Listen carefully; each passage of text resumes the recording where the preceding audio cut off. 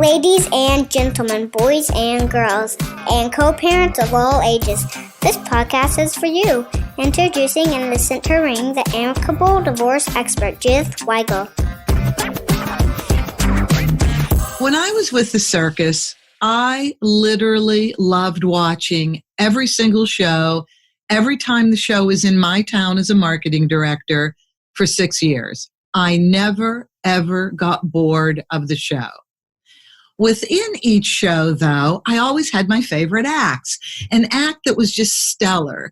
It was complicated, it was scary, it was fun, it was enthralling. Never, ever, ever got bored of those acts. Well, this is the way I feel about our guest today, Bill Eddy. In the field of family law, I have never met anybody like you, Bill, ever, ever, ever. Everything you have to say, which is all about dealing with high conflict, is so important, and your methods have been so useful to me and perfect to me, and I've referred them to all of my clients, and I constantly get back, thank you for referring this man, these books, his approach. So, Bill, thank you. Welcome again for your third time to the program. Thank you, Judith. I'm so glad to be back. And our guests will be extremely happy you're back. So the book that one of the several books you just wrote, I think is perfect, which is BIFF for Co-Parent Communication. BIFF is an acronym, brief, informative, friendly, and firm, which you're going to explain in a minute. And co-parenting communication, as we all know, can be the most difficult communication of all, because we can't get rid of the marriage. We can't get rid of the divorce. It's the gift that keeps on giving through the co-parenting relationship, right? Absolutely. And so we really wanted to concentrate on giving people a lot of examples, a lot of tips. Well, the way you wrote this book, it's just logical and it flows. So if I may, I just want to start at the beginning and take people on this journey so that when they get the book, which is on Amazon, they will know what they're going to be learning. So you start with blame speak. Could you please explain that? Well, blame speak is something we're seeing actually more and more in the world today.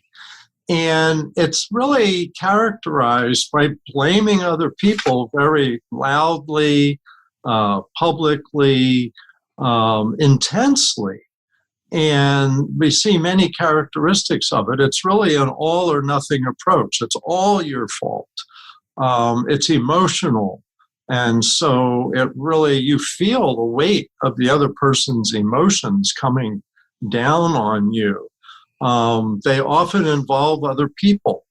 And I was thinking the other day, I was consulting with a woman who was dealing with, I don't know how long her divorce had been, 2 or 3 or 4 years, but, they had a child in high school.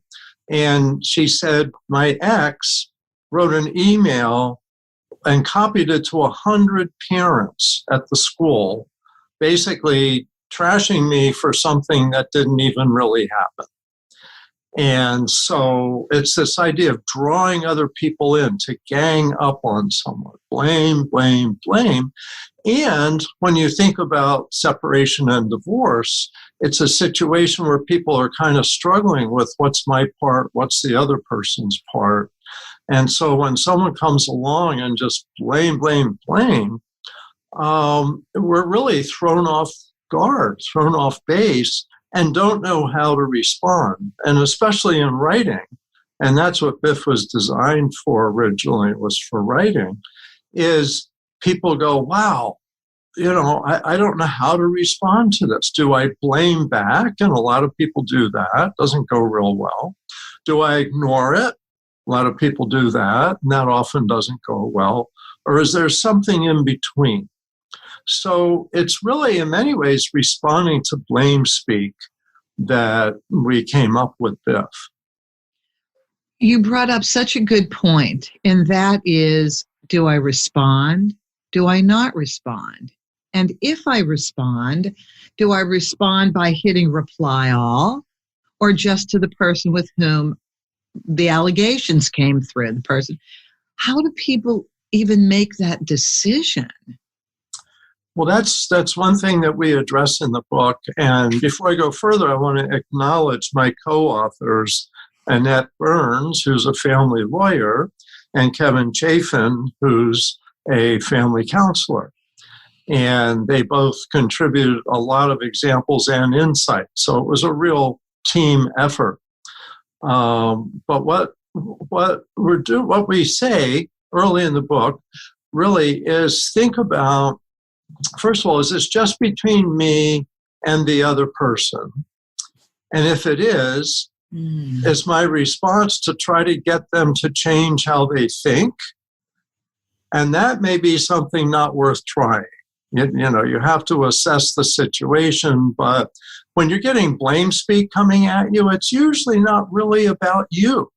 It's about the person who's doing the blame speak who can't restrain themselves, because blame speak is not problem solving. It's basically noise making and venting, and not something you need to really think, oh my goodness, I've made a mistake, because it's very disproportionate. So in many cases, you don't need to respond to that individual, but in some cases you do. If there's a decision that needs to be made, if there's a problem that needs to be solved, but you need to turn it into a constructive discussion, not just blame speak and counter blame speak. If other people are involved, I often recommend that you do a BIFF response, because they're not going to know what's going on. And if they see blame speak targeted at you, they're going to think, oh, it must be true because she never responded, something like that, or he never said that's not true. And BIFF is really a good way to not get down in the mud, but still clear up misinformation. So I just had a thought. It's kind of a hybrid of what I read in the book, what you just said. And before I go on, I don't remember, and if I was remiss in not giving your credentials, and I may have been at the beginning, I want to let everybody know Bill started out as a family law attorney, then became, I believe, a licensed social worker second and a mediator third, or do I have to? Reverse Mediator order. Second, licensed social worker third, which means not only does he have a handle on the law, but on the psychology of people. And then he has worked in the trenches with both people as a mediator, right? Okay, just wanted to clarify that. All right, here's the hybrid I was thinking about. Well, let's just say it is a group of people who have been copied on the blame speak email, and that group of people is not necessarily involved in the issue at hand. Could there be a hybrid like this? One email goes out to everybody saying, I am going to address so-and-so's comments, but I'm going to do it directly with him or her.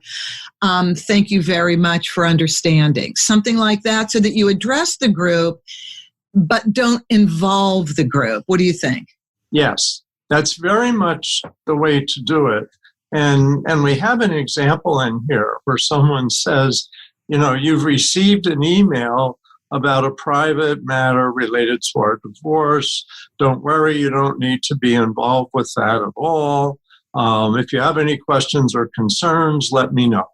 Contact me directly. Something like that, so that people know you're dealing with it, but you're not involving them. And people appreciate, no one wants to be involved in someone else's high conflict divorce. But, no one. But when people are blame speakers, they want to involve the world against you. And that's, I think the hybrid is a good way to put it. It's a way to respond that is, in fact, brief, informative, friendly, and firm. And you said something on page 9. Here's what I'm reading. And we're still in blame speak. The key is not to overreact, and instead to recognize and manage your emotions. Because as the reader, oh my God, it's so horrible to see anything said about you that's negative in writing. And oh my God, it's in front of other people. So embarrassing and so easy to overreact. Yes. Yes, which is one reason I want to make sure to mention it's good if you can have someone else review your BIFF responses, because sometimes you let something in there that you just don't see because you're so irritated, or just it slipped out, without you being conscious of it. So that helps. I mean, it's often not possible, but when it is, especially if it's a big, powerful one, to a lot of people, it often helps to have it reviewed by somebody else. That's a really good idea. I didn't think about that. Yeah. Yeah. And I'll give you a real quick, funny example. I was working as a family lawyer. I was working with a client who had a high conflict divorce. And at one point I had to write a letter to his wife's attorney, his ex-wife's attorney. And I sent it to him, said, is there anything we need to add to this letter? And he calls me up and he says, Bill, there's a sentence in here. If I had written it, you would tell me to take it out. And I just didn't know if you realized that sentence was in there. And I looked and was like, oh my goodness, thank you so much. So my client was the one reviewing my BIFF response, and he had learned it so well, he caught one for me. So I think all of us, even as professionals, can benefit from someone else taking a look at something like this, especially if it's going to have a big impact. I am so happy to hear you say that about professionals. It's so funny. I have never, ever before worked in a business where I felt like I was walking on an emotional landmine on a daily basis. An emotional tightrope, if you will, if I were going to use one of my circus references. And I too get caught up. If I have a client that wants to blame me for something that is completely unexpected, where no blame exists, there is not even a problem as far as I know. And I go through the same thing any spouse is going through. Oh, shoot, how do I handle this? Yeah. So I appreciate that you that you even have been on the receiving end. Yes, I think we're all more human than we want to admit, and we need to help each other out. We really do. Okay, let's get to BIFF. First of all, I love the acronym. It's cute. It's easy to remember. Please explain yet again, what does that acronym stand for? Okay, so basically 4 things. Simple is brief, and by that we typically mean a paragraph. You generally don't need to write more than a paragraph, even if you've received a 2 or 3 page, diatribe from your co-parent, that a paragraph is usually sufficient. It's informative, and this is key, that it's just straight information. It's not emotions, it's not opinions, it's not judgment. It's just a piece of information that relates to maybe a decision that needs to be made or something that needs to be clarified. And often blame speak, it has distortions in it, things that aren't true or exaggerated. And so a good BIFF response just says, here's some information you may not have, or just to clarify, here's some straight information. So that really takes out all of the emotion. The third is that it's got actually a friendly tone. And this doesn't have to be super friendly, but could be a friendly greeting. Thank you for responding to my request. Or I hope summer is treating you well, or something that's friendly, and maybe a closing. It's Friday afternoon, so you say, hope you have a good weekend. Something positive, just to take it so it's not feeding the negativity that's come with blame speak. And by the way, you can use this whether the other person's doing blame speak or just as misinformed. it's still a BIFF response is a good way to go. And the second F is firm, which doesn't mean harsh. It means you end the conversation. You end the hostilities. So you don't put any hooks out there like, what do you think of that, buddy? You don't want, you don't want that. And so many times people just do that instinctively. So that's brief, informative, friendly, and firm. One question about the firm part.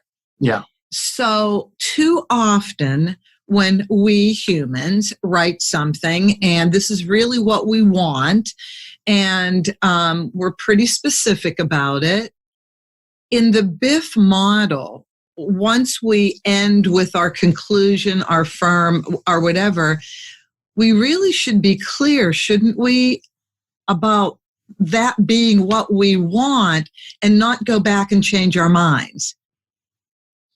Do you know what I mean? Oh, yes. In other words, one of the things in general with co-parent communication is if you change your mind a lot, it makes it really hard to be respected for a decision you make because the other person's going to feel like they can talk you out of it. But I do want to mention with this, so firm, if there is a decision pending, you might say, that's my answer on this topic. Or if you need a decision from the other person, you might say, please let me know by Friday at 5, yes or no to this request. Something like that.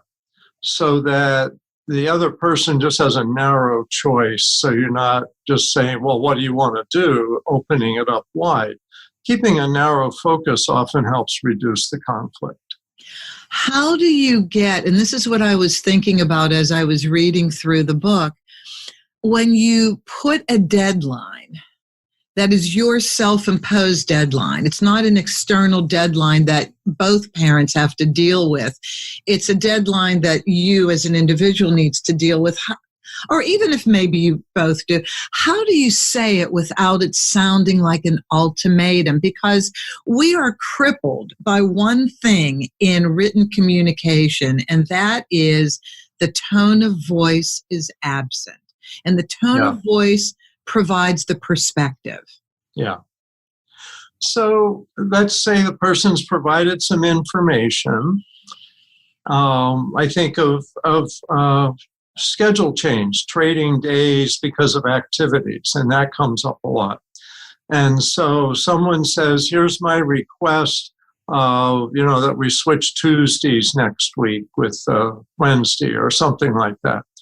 And so please let me know yes or no by Sunday at 5. And the reason for being that specific is often in high conflict situations, someone's angry, blame speak, all of that, is they don't respond to requests. And you're going, well, what should I do now? And so it's better to say, please respond, by Sunday at 5, yes or no. Then if they don't, they're disregarding your request and you decide what else you're going to do. Rather than just wondering. And so that's, I think, the benefit of a date and time deadline on decisions that need to be made. And sometimes it's going to be, let me know by Sunday at 5. And if you don't hear back, maybe you send a quick reminder and say, recall I requested a decision by now. Are you sure you're not responding? Please let me know.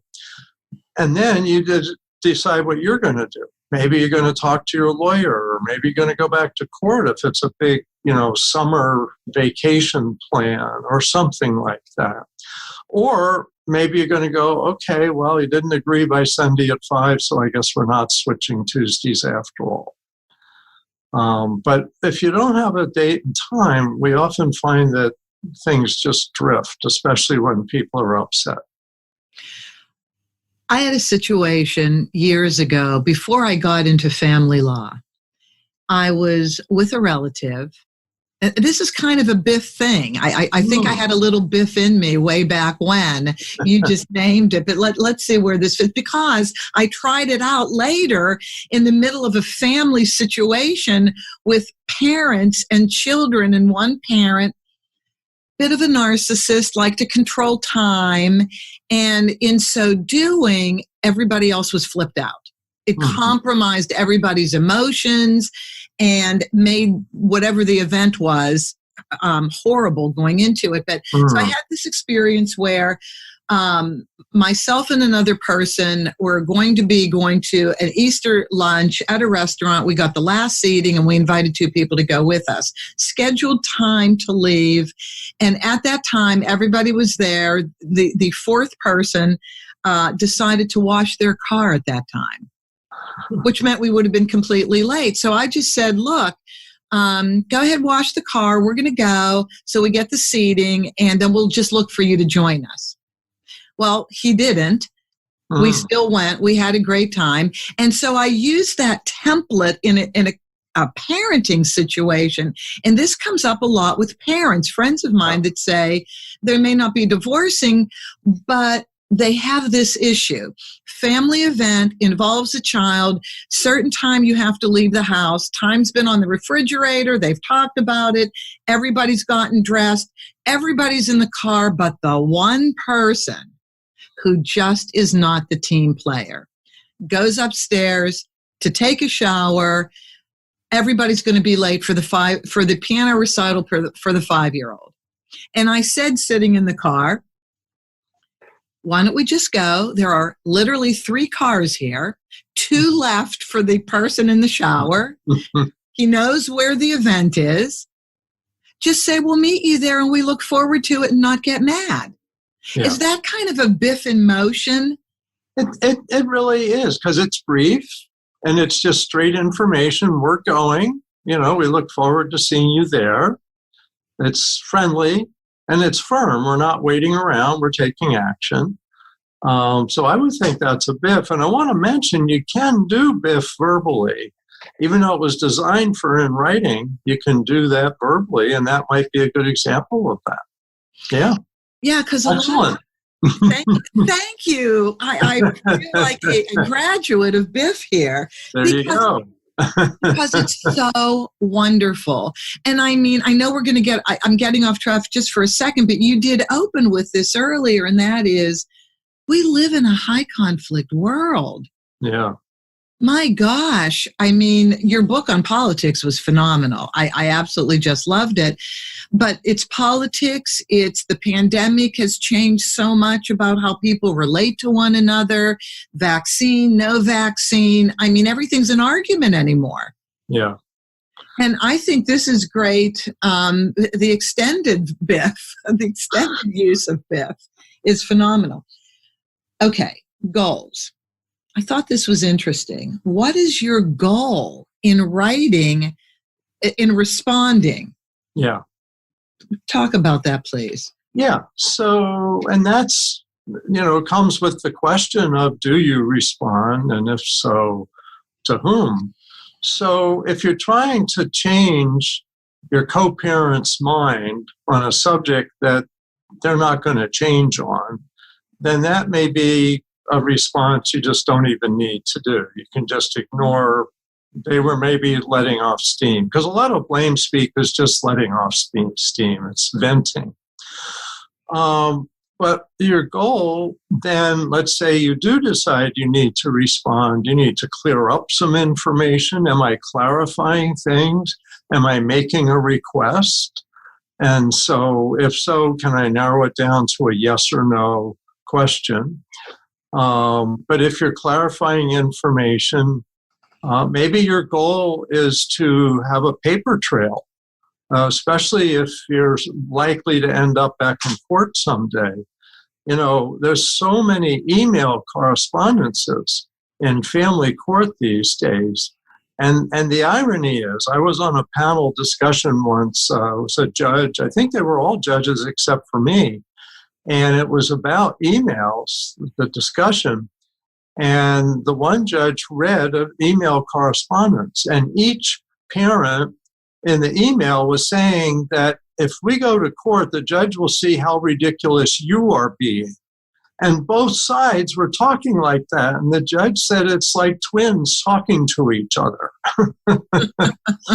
And so the question is, do you want to write something just to protect yourself if you do end up in court to show you responded? Because sometimes people say, well, she never responds to me. And it may be because what you're writing is ridiculous, but you may need to respond, and a BIFF response is a really simple way to do that. So deciding, do I respond or not? Do I clarify something? Do I request something? And then another decision is, do I copy anybody? And so I have a belief in general is to keep the conflict small. And so you don't want to necessarily copy other people unless they have been copied on another email that you're responding to, in which case you may want to copy them so that they know the more accurate information. So, the woman I was consulting with, whose husband sent it to 100 other parents, I suggested that she would want to try to respond to them as well in a very short paragraph that says, you don't have to get involved, don't worry, I'm taking care of this. And often I suggest that. I think that's a good idea, to respond to the same people that got the initial one. One thing I want to say is it's not always a BIFF response. Sometimes you're starting a conversation, and that's especially where keeping it small is really much better. Don't copy people unnecessarily. Two things with all of that. Do you ever find that people may be blind copied on an email so the recipient doesn't even know? Yes. And often that word comes back to the person.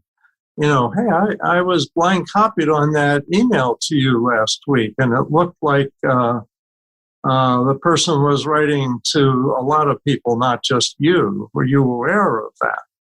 It's like, no, I didn't know anyone was blind copied on that. Oh my God. So, yeah, and that's a problem because then you can't respond to the blind copied people. No, and then additionally, in terms of to respond or not to respond, that is the question. How about a day later, not even that day, to clear your head, the recipient, the one who is considering what to do, and B, maybe the other person might calm down a little bit? Very good point. And frequently I recommend that. One thing I want to add to that was a great idea that Kevin Chafin gave us that's in this book that I hadn't thought of before. And he says, and I don't know if a client taught him this or he taught the client, but he says when you get the hostile email, is rewrite it as a BIFF email. Then respond to that instead of the hostile email. And I thought that was brilliant. Yeah. Absolutely. That is. I never thought about that. And it takes all the hostility out. Now it's just a business discussion. And if you look at it the next day, you may have forgotten what some of the angry words were, and all you see is the information that needs a response. And it's good practice rewriting other people's correspondence into the BIFF format because you're not as attached to it because it wasn't yours. There was something in the Blame Speak chapter about the temptation to respond in kind because it kind of gives you a little high for a minute. See? But that high, like any high, doesn't last long and sometimes makes you sick that you actually engaged in it. And that's why I was kind of thinking, if there's no real immediacy, like, hey, I can't pick Johnny up from school in an hour, can you? Okay, there's an immediacy to that. Right. But if there's no immediacy, Waiting is great. I mean, the art of waiting, it's really an art. You're absolutely right on that. And we encourage that too, because, your brain gets stirred up by being, attacked. And your brain, your amygdala says, fight, flee, or freeze. And that really pulls all the thinking energy away from problem solving. And so being able to think for 24 hours gets you back to a much better perspective. So you're totally right on that. It's a very good suggestion. I've been in the situation of being the recipient enough that I've had to get good at preserving my own self sometimes. Yes. And what's interesting in this whole discussion is we're talking about co-parents, but we're also talking about professionals, because we're human too. We get triggered, we get hooked, and this really can help everyone. Just waiting a day, focusing on straight information, all of that. Letting something else nice happen to you so you feel good when you go to write. Yeah, it often becomes so much smaller. It's not such a big deal. Okay. One thing I want to mention about BIFF is I've seen a lot of people early on in teaching this who've written pages and pages. They've spent days writing their response. And I say, just keep it simple, a paragraph. And people are like, oh, wow, it saves me all this time, as well as emotional stress and energy. I know. I think with the writing part, this is interesting. I think on a good day, a lot of people have trouble writing, period. Yeah. Just putting their thoughts on paper. It's not easy for everybody. And you do have to practice at it, especially now if you're in a high conflict co-parenting situation. You really have to get good at putting thoughts to paper. It's just not everybody's strength. Yeah, and a lot of people are just getting the first word or two, like handwriting something. And that's where text and emails have actually speeded up communication, so people write things without thinking. Yes. That's where, people get in trouble.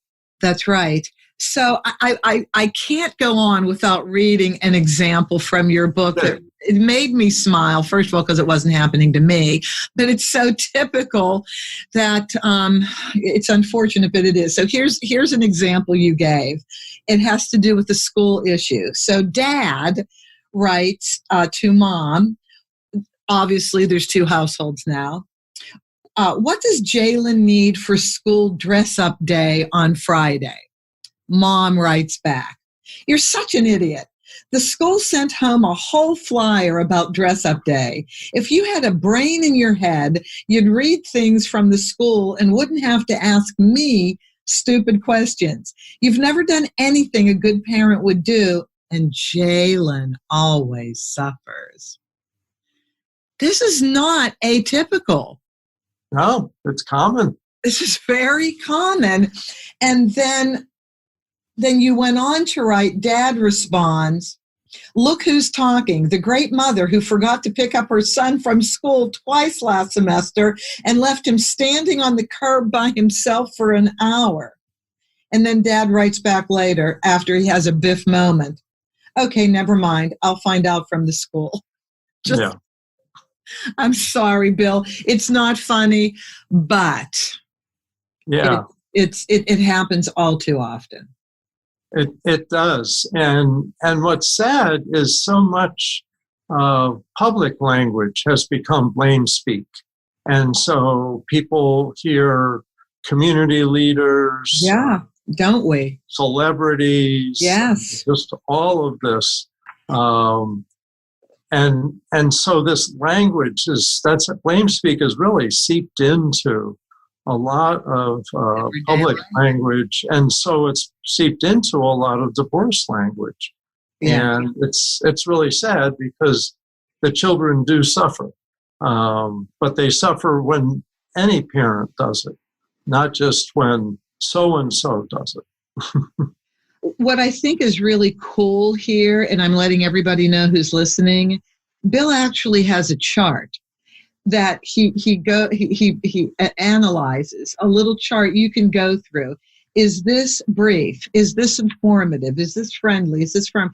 And you go on to take this example that I just read to everybody, and you dissect it, and you give pros and cons on what is appropriate and what might not be appropriate in terms of response. And so this goes back to what I was saying a minute ago. Not everybody's a good writer. Not everybody is confident putting thoughts and words to paper. So I think this is really helpful. And we have 28 examples. And actually, this is the first time we put this in a list in the back of the book. And I'm looking for the page number right now. So on page 219, and it's a list of examples. If someone's going, oh, well, we're having an issue about a medical appointment. Right. How can I respond? You can look up there and go, oh, okay, on page 88, there's an example. And we often give first a bad response, and then we give a BIFF response so that they have example language. And so many times people I consult with say, thank you for the words. I didn't know what words to use. And they, can I copy your words? I say, that's fine, because we want people to do what works and make it easy for them. So this really has that. This is really amazing. Yes, it has so many different examples of anything to do with school issues, scheduling, lateness, childcare, birthday parties. I mean, it goes on and on. Summer vacation, like every single thing you would have to deal with that could be problematic, but at least puts both parents in contact with each other, forcing communication and cooperation. Yeah. And let me tell you, a funny, great thing that goes with that is I was recently, well, actually, this is a couple of years ago because it was in person at a conference, and a lawyer came up to me and said, you know, my client's been using BIFF for about a year now. And you know what?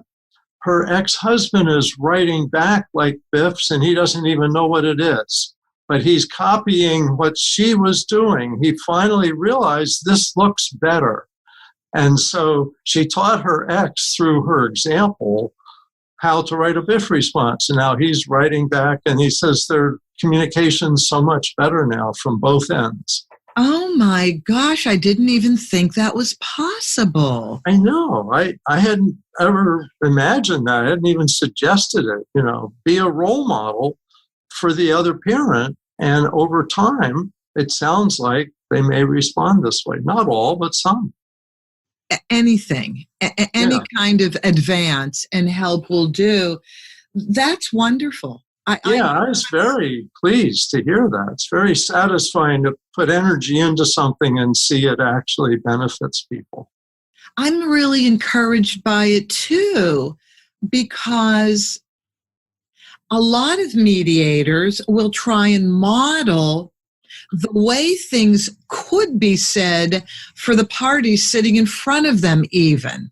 Yeah. You know, hoping to change a high conflict settlement negotiation into something just calmer and more reasonable. So I'm so happy to hear this, that it's really possible for one of the two parents to model a communication behavior that could possibly be picked up by the other parent, and they're doing it without making the other parent feel guilty. Mm-hmm. Yeah. And that's a great thing about BIFF, is it's a way of communicating that doesn't have little subtle digs in it. It's just straightforward. And that makes it easy to copy. And that's a good thing. And you know what a subtle dig is? You know what? I'm going to take the high road. Here's what I'm going to say, because I'm taking the high road.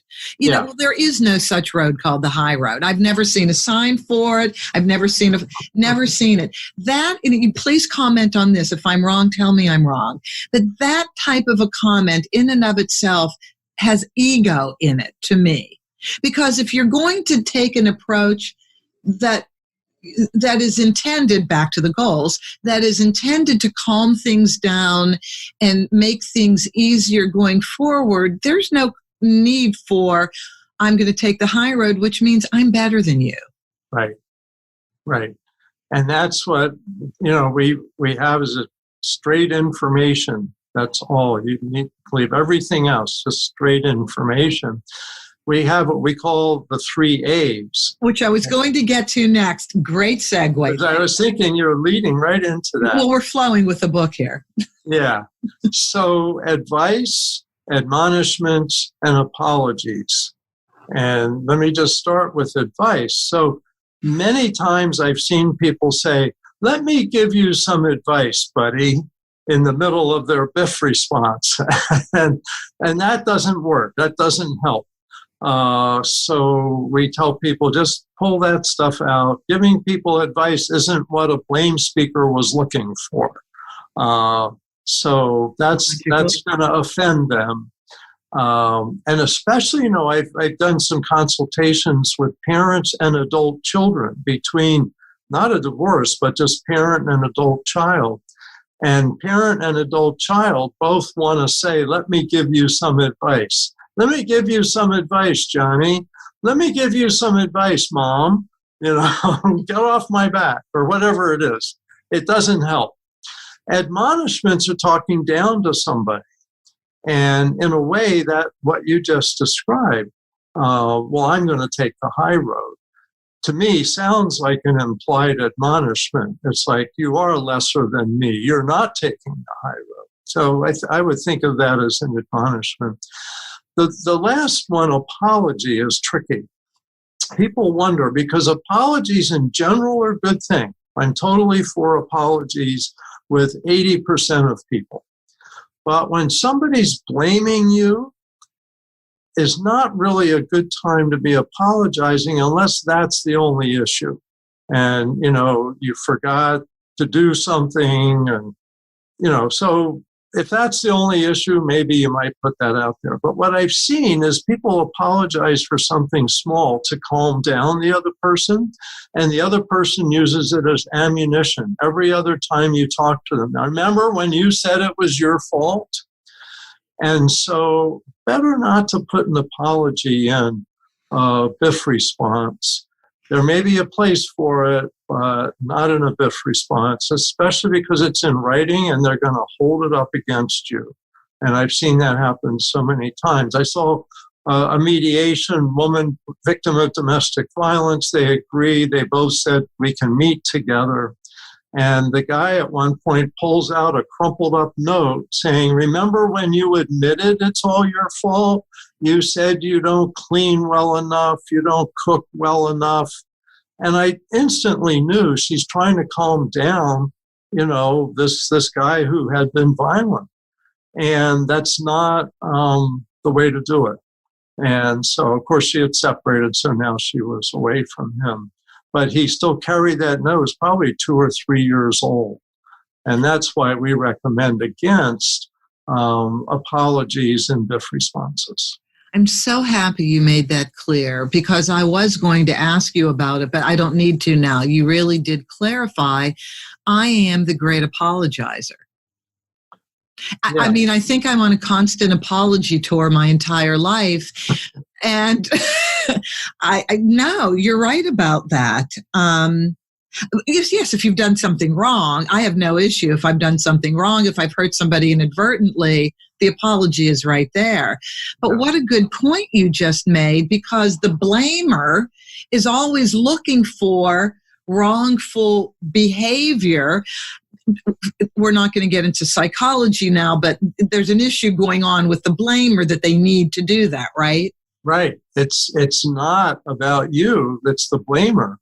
And that's part of their blaming. I've seen so many situations, even in mediation, people say, well, I can't go further unless you apologize for what you said to me yesterday. And what the person said was, we need to stop discussing this issue. See, you cut me off at the knees.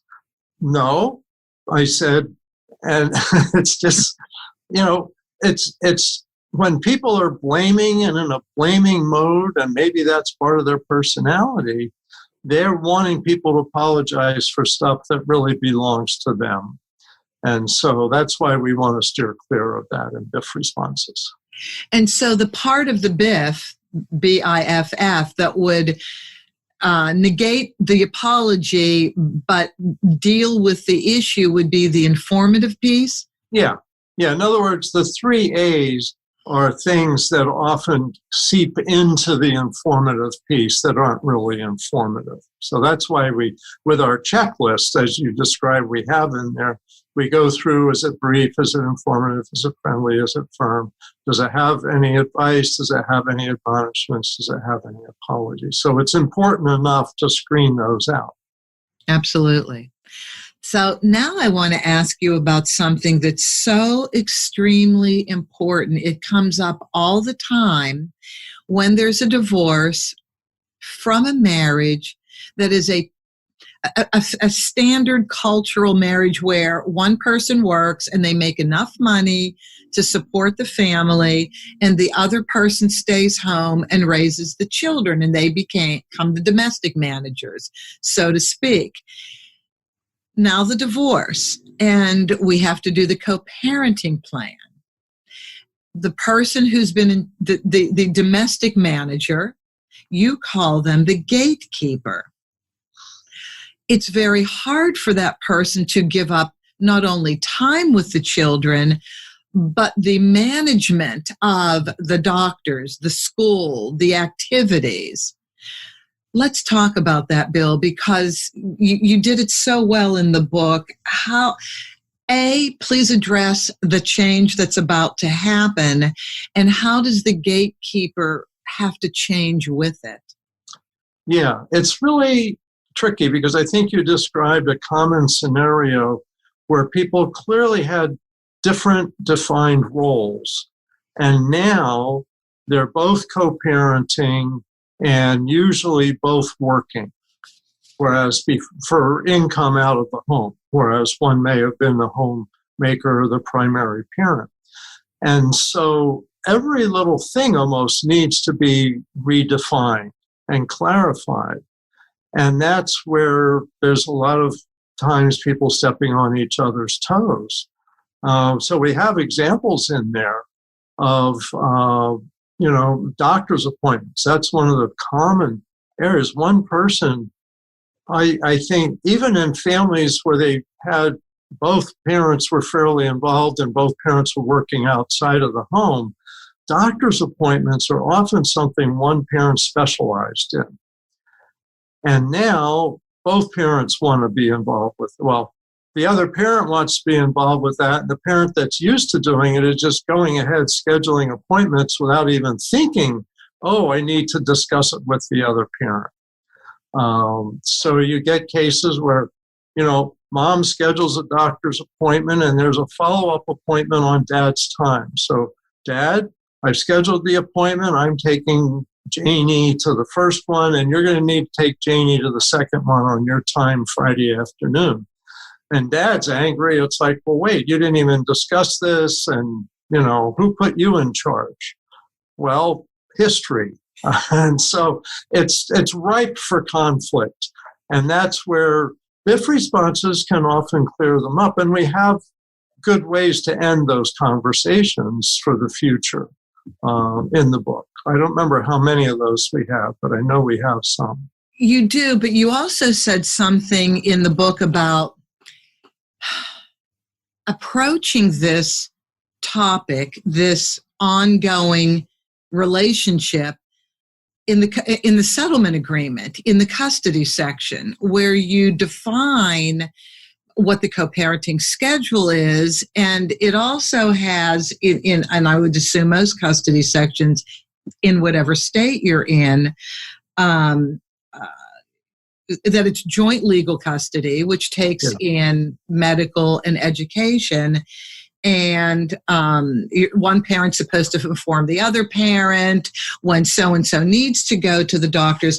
So this is an enormous layer of communication that didn't exist before. Right. Now it has to exist. and you may have a high conflict situation going on. You're adding communication. And here's what I see happening, and tell me if you see this as well. Although the other parent who normally didn't go to the doctors wants to at least be informed, do you really find that they show up at the doctors? It really depends. What I find is some want to be equally involved down to 50-50. It has to be exact. You take one time, I take the next time. And others are like, well, I want to know about it. And if I'm going to be paying half of this, I better know. But they don't have a schedule that will let them participate in doctor's appointments, for example, or they're really not interested. And it's like, but tell me about it. And what we find is in separation and divorce, the need for co-parent communication is so much higher than it was during the marriage, because now everything has to be consciously done. Whereas during the marriage, people fall into routines and, oh, sure, go ahead. And they often don't even realize. That's the thing in divorce mediation. A lot of times people are saying, I don't understand our finances, or I don't understand the health care issues. And it has to be, everything's made conscious. A lot of stuff ends up needing to be in writing, and that's where writing in emails is so common today, and even text messages. But it's much more conscious than before. And the concept of gatekeeping, I never heard of until it's been within the last 10 years. And yet, when you think about it, it's huge, because one parent's used to taking care of that, and they just do it. Well, that's their pride center, I think. Yes. We could get into that more. They did it really well. They did it, and it was a lot to do, especially depending on the health of one child or the health of many children. Yeah. And it's not that parent, this is my thinking, and tell me where you're at with this. It's not that one parent enjoys doing all of it because it can be draining. It's just that was their identity. Yeah. I think what happens is suddenly everything's being diminished. So if you were, the primary parent and the other person was the primary breadwinner, you do take pride in that. That is a big part of your identity. And suddenly now, well, I'll have the kids half the time. Well, that'll be easy. And you feel like, well, your whole life was just this little simple, easy side thing, raising the kids. And so the person who wasn't doing that before and now is wanting or demanding or getting 50-50 is like, oh, this is easy. Yeah, I can take care of my half. On the other hand, it's like responsibility for finances, for example, all of that is like, that was a big part of who I was. And suddenly you're saying, well, I'll get a job, I'll put in my part, and that's not such a big deal. And so everyone feels diminished in a divorce. And it's really sad, because the reality now, today, in the modern world, is this is a predictable transition. And if you compare it to changing jobs, which people didn't used to do, 50, 80 years ago, and now we do it all the time. You have a party, goodbye, and good luck in your new job. And I think ultimately divorce really needs to have that kind of context. And I think BIFF is one way to do that. Just make it okay, make it matter of fact, make it friendly. And we don't need to have all this anger, resentment, and diminishment of each other. I love that you used the word diminish, because that is how it's even expressed. And I see it in mediations all the time. Well, what's so hard about that? Yeah. You pick up the phone, you make a call, you schedule an appointment, you go. Well, no, you have your own schedule. There are changes that have to be made. Everybody's schedule has to be considered. And then if you are the gatekeeper, oh my God, now you have to consider the other parent's schedule on top of everything else you've had to do. And Bill, I really agree. And I have to think about this now for the future. And that is, how do we as mediators get the parties in front of us not to diminish each other? Yeah. It's hard because we don't talk about that much. We don't even think about it much. And yet it's an undercurrent that's constantly happening. Maybe we need to say that in our introductory comments that, we're here, you two are the decision makers. I have a lot of information, and mediation focuses on the future going forward.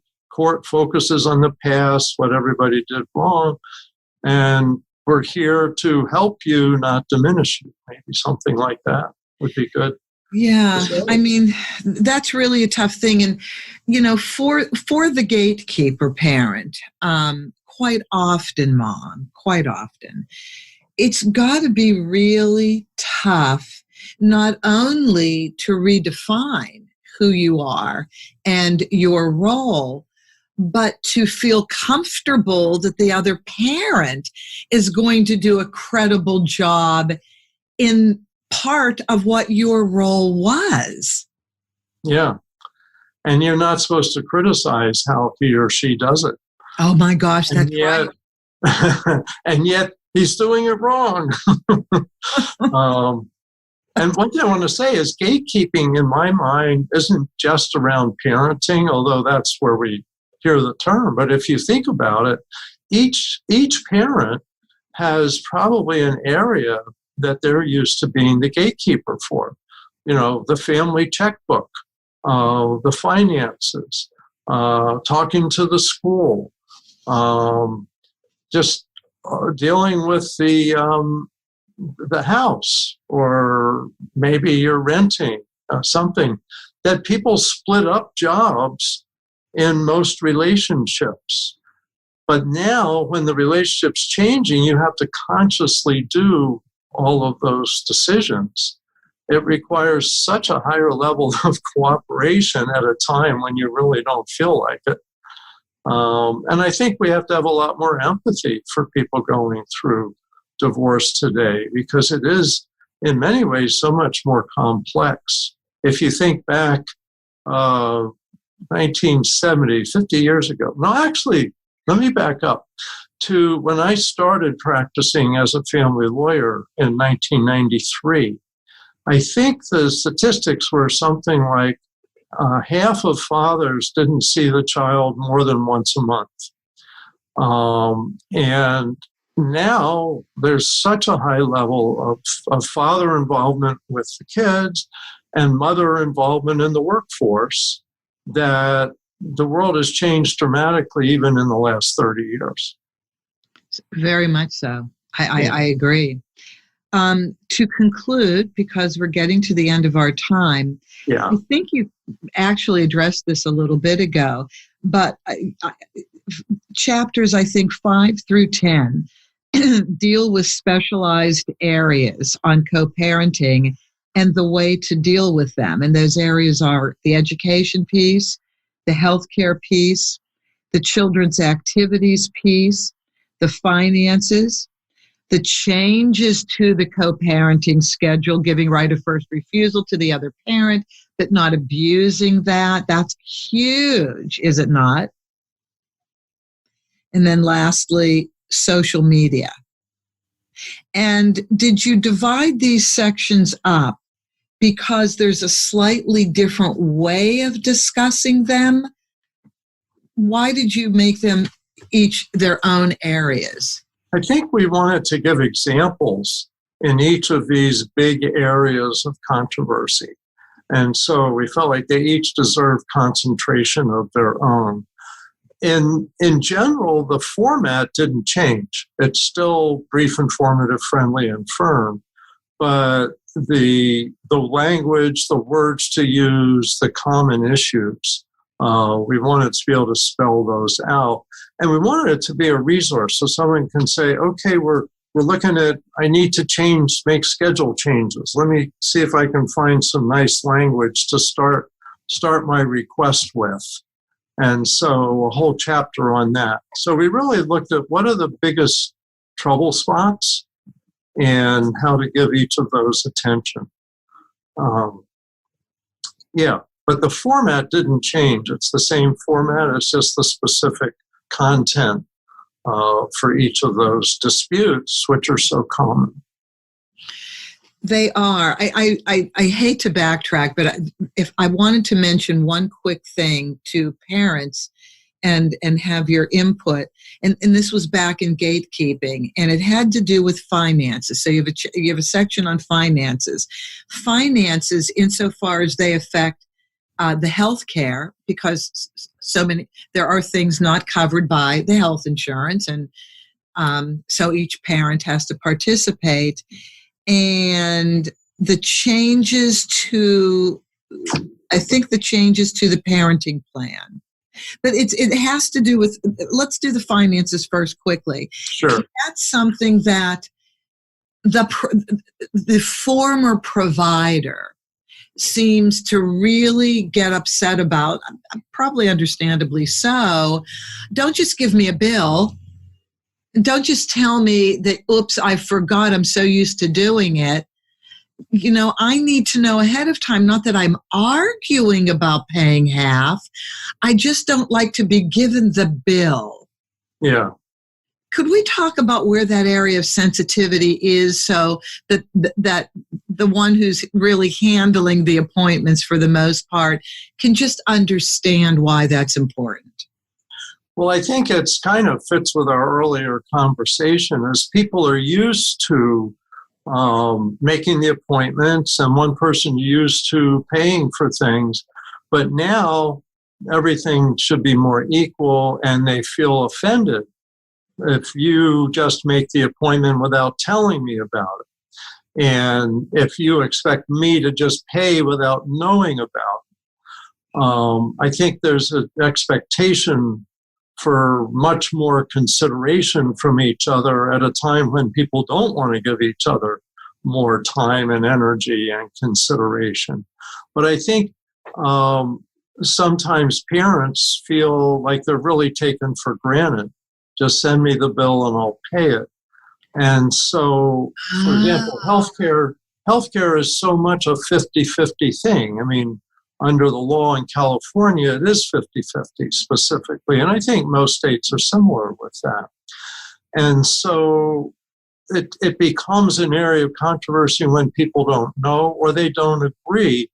And what's interesting, and we have in here an example, is orthodontia, because that's usually not paid by insurance. And that can be a big number. And so let's say mom says, okay, Dad, you need to chip in your $1,500 now.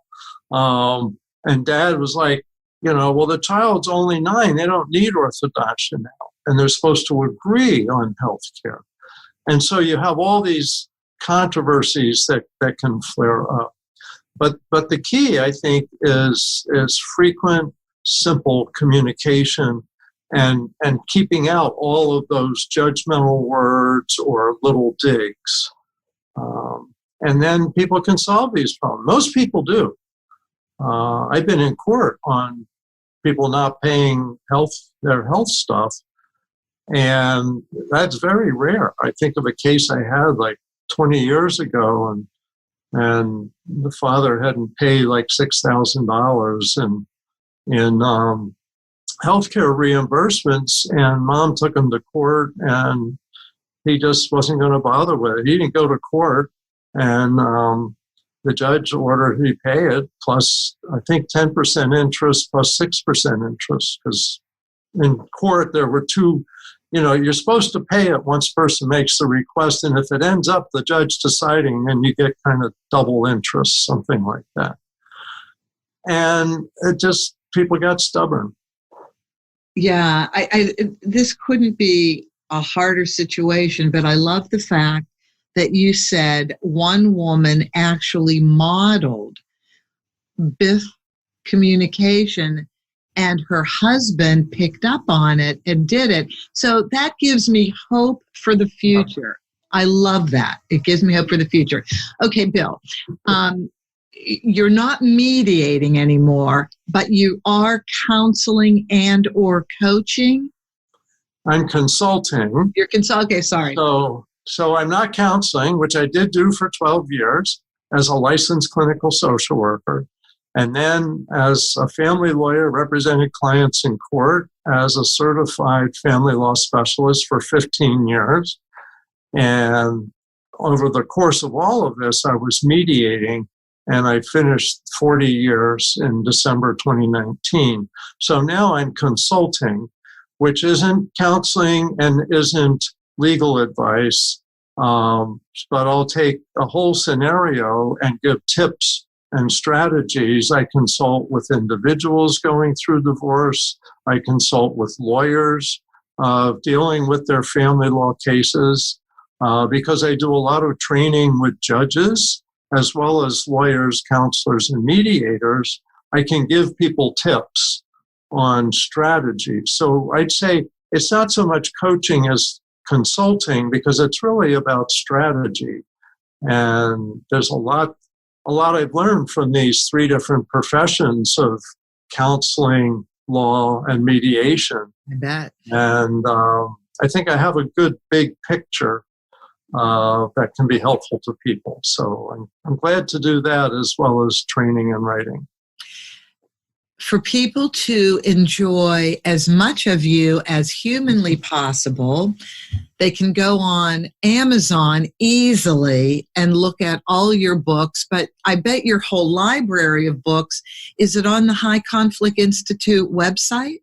Yeah, so you can go to the highconflictinstitute.com website. There's articles, there's books, there's a store in the top menu. I think it's store or products. It's changed over the years.